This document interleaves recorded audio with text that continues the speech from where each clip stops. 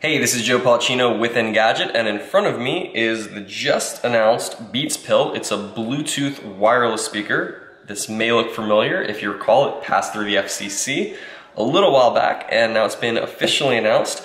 So it's Bluetooth 2.1, supports also HFP, A2DP, SBC, aptX, and AAC, so it's got some codecs in here, which is really nice, a lot more than you see with some other devices. It's gonna come in at $200, so it's right there with the smaller Jawbone Jambox, and it's clearly going to be a competitor to that. So we've already sort of unboxed, and I just wanna walk you through what's going on. One interesting note is just unboxing it does come in an actual sort of pill case, which is interesting.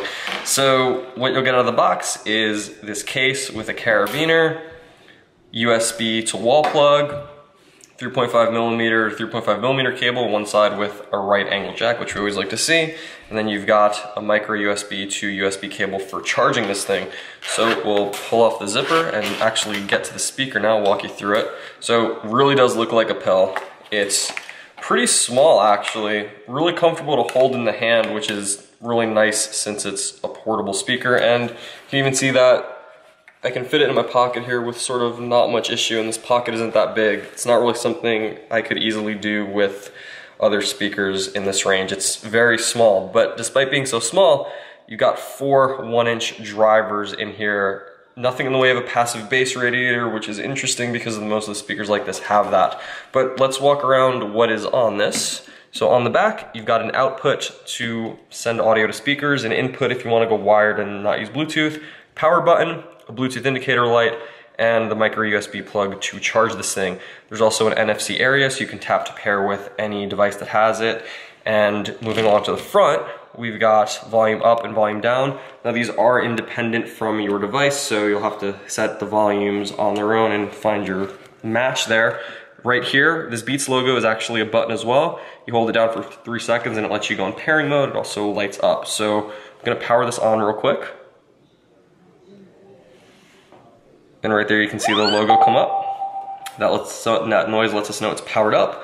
Lastly, on the front, we've also got a microphone because this does function as a speakerphone. Again, this is sort of like a Jambox, is a Jambox competitor. On the bottom, you've got a rubber foot here to keep it planted. Also interesting about that is that the speakers are angled up just a little bit so that it faces you a little bit better. Now, we haven't done any extensive listening with this, but what we can say is that we A/B'd this with 2 Jamboxes, and it's a way clearer sounding and a lot louder.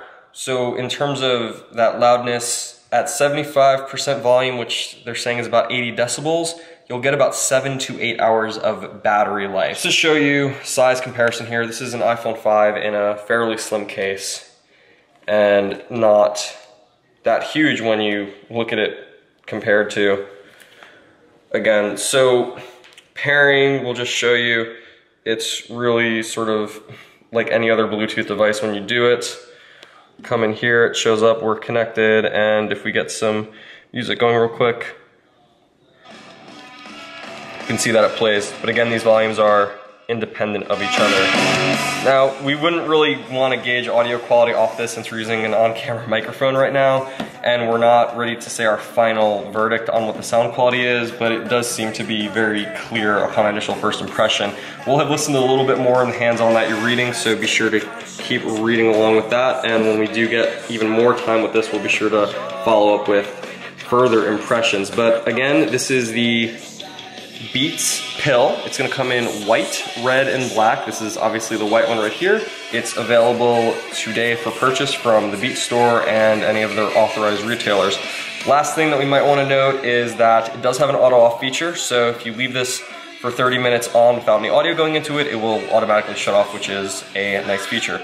So I'm gonna power this down, and thanks so much for watching. And be sure to check out Engadget.com for more info about this and also the Beats executive headphones that were also announced today. Again, I'm Joe Policino. Thanks so much.